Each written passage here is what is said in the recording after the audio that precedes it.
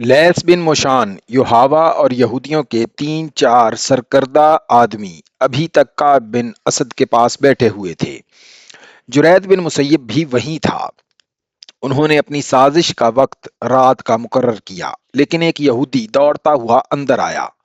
मुसलमान आ रहे हैं, उसने घबराहट से कांपती हुई आवाज में कहा। साफ नजर आता है कि वो दोस्त बनकर नहीं आ रहे। गर्द बता रही है कि वो चढ़ाई करके आ रहे हैं। गर्द दाएं बाएं फैल रही है। देखो, उठो, देखो।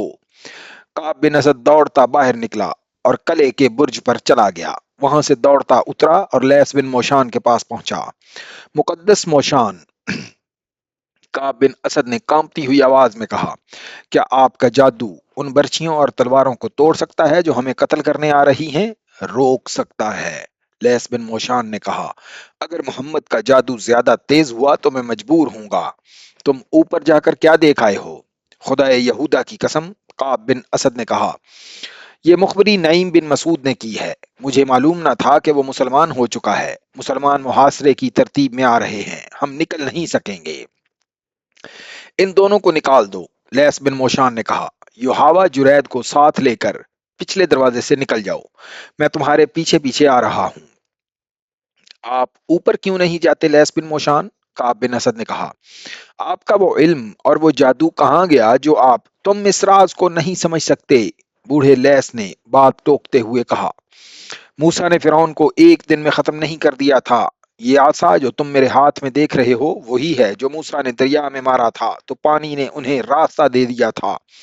ये आसा का करिश्मा था कि फिरौन का लश्कर और वो खुद दरिया में डूब कर फना हो गया था। जिस तरह मूसा अपने कबीले को मिस्र से निकाल लाए थे, उसी तरह मैं तुम्हें यहां से निकाल दूंगा। युहावा और जुरैद बिन मुसैयब पिछले दरवाजे से निकल गए और लैस बिन मोशान भी चल पड़ा और लैस बिन मोशान भी चल पड़ा। लैस बिन मोशान, जुरैद और युहावा, लैस बिन मोशान भी चल पड़ा। मुसलमान जब बनु कुरैजा की बस्ती के करीब आए तो औरतों और बच्चों में हड़बंग मच गया और भगदड़ मच गई। औरतें और बच्चे अपने घरों को भागे जा रहे थे। कोई आदमी मुकाबले के लिए बाहर ना आया। जो मुसलमान टेकरियों की तरफ से मुहासरे के लिए आगे बढ़ रहे थे, उन्हें दो आदमी और एक औरत नजर आई। तीनों भागे जा रहे थे। आदमी जो बूढ़ा था और औरत अपने साथ अपने साथी को घसीट रहे थे। वो पीछे को मुड़ मुड़ कर देखता और आगे नहीं चलता था। वो लैस बिन मोशान, जुरैद और युहावा थे। लैस ने जुरैद के जहन पर कब्जा करके उसे रसूल करीम के कत्ल पर आमादा कर लिया था, लेकिन अब जुरैद उसके लिए मुसीबत बन गया था। वो उस अमल के जेर असर था जिसे आज हिप्नोटाइज्म कहा जाता है। युहावा अपनी मोहब्बत की खातिर उसे अपने साथ ले जा रही थी। उसे यही एक खतरा नजर आ रहा था कि जुरैद मुसलमानों के हाथों मारा जाएगा, और लैस जुरैद को इसलिए अपने साथ ले जाने की कोशिश में था कि उसे किसी और मौका पर रसूलुल्लाह के कत्ल के लिए इस्तेमाल करेगा। लेकिन जुरैद लैस के अमले तनवीम के जेर असर बार बार कहता था, कहाँ है वो जो अपने आप को खुदा का नबी कहता है? वो हम में से है, वो मेरे हाथों कत्ल होगा। मुझे छोड़ दो, मुझे मदीने जाने दो।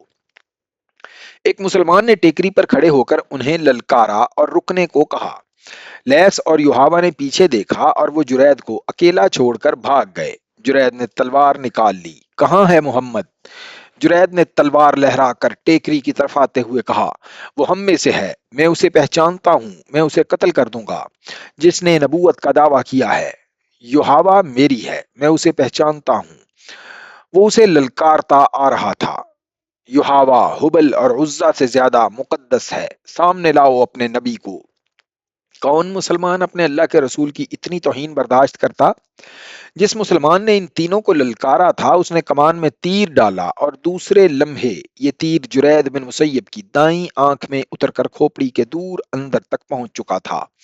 जुरैद के एक हाथ में तलवार थी, उसका दूसरा हाथ दाईं आंख पर चला गया और उसने तीर को पकड़ लिया। वो रुक गया, उसका जिस्म डोला, फिर उसके घुटने जमीन से जा लगे।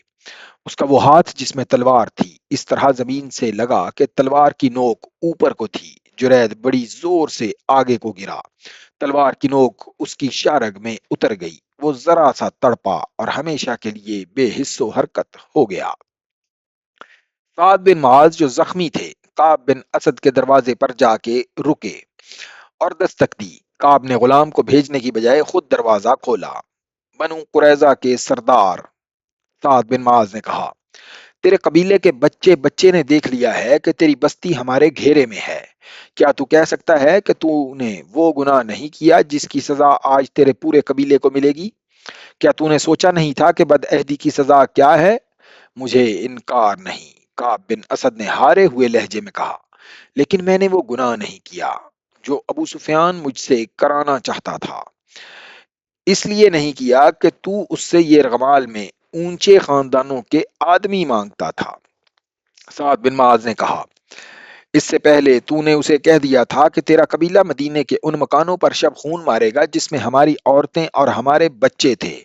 تو نے ایک مخبر بھی بھیجا تھا۔ بدبخت انسان، تو نہ سوچ سکا کہ مسلمانوں کی صرف ایک عورت بیدار ہوئی تو وہ یہودیوں کی شیطانیت کو صرف ایک ڈنڈے سے کچل دے گی؟ میں جانتا ہوں تمہیں نعیم بن مسعود نے خبر دی ہے کہ میں نے تم سے بدعہدی کی ہے۔ کعب بن اسد نے شکست خوردہ آواز میں کہا، تم یہ جان لو کہ یہ خبر غلط نہیں۔ میں نے جو کچھ کیا وہ اپنے قبیلے کی سلامتی کے لیے کیا تھا۔ اب اپنے قبیلے کی سزا خود ہی مقرر کر دے۔ سعد بن معاذ نے کہا، تو جانتا ہے کہ معاہدہ توڑنے والے قبیلے کو کیا تاوان دینا پڑتا ہے۔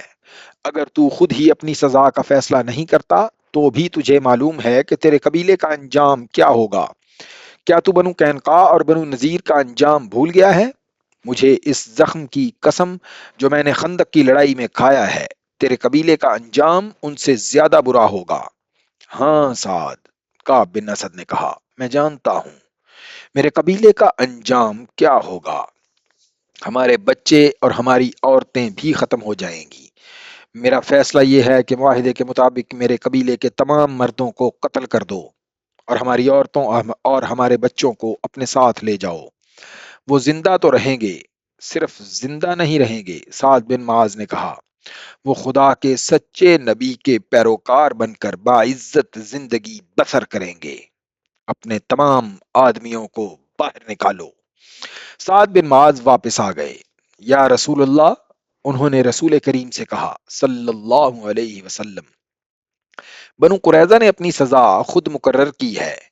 ان میں جو آدمی لڑنے کے قابل ہیں انہیں قتل کر دیا جائے اور عورتوں، بچوں اور بوڑھوں کو اپنی تحویل میں لے لیا جائے۔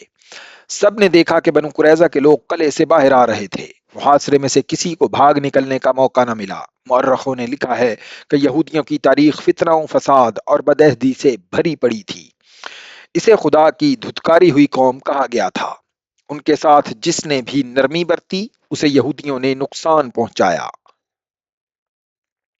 چنانچہ بنو قریظہ کو بخش دینا بڑی خطرناک حماقت تھی۔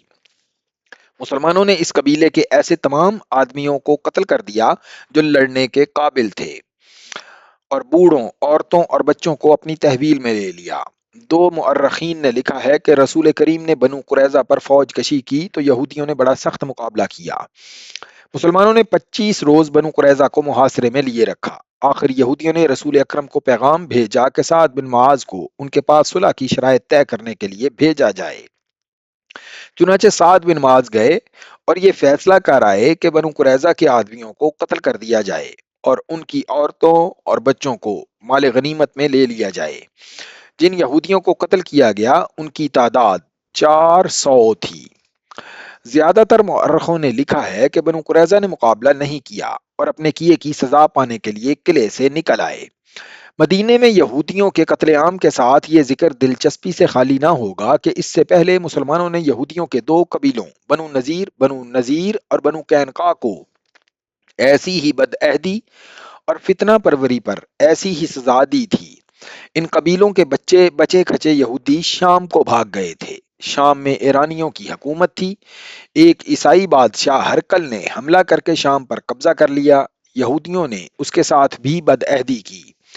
ادھر مدینہ میں مسلمان بنو قریظہ کو قتل کر رہے تھے، ادھر ہرقل بنو نذیر اور بنو قینقاع کا قتل عام کر رہا تھا۔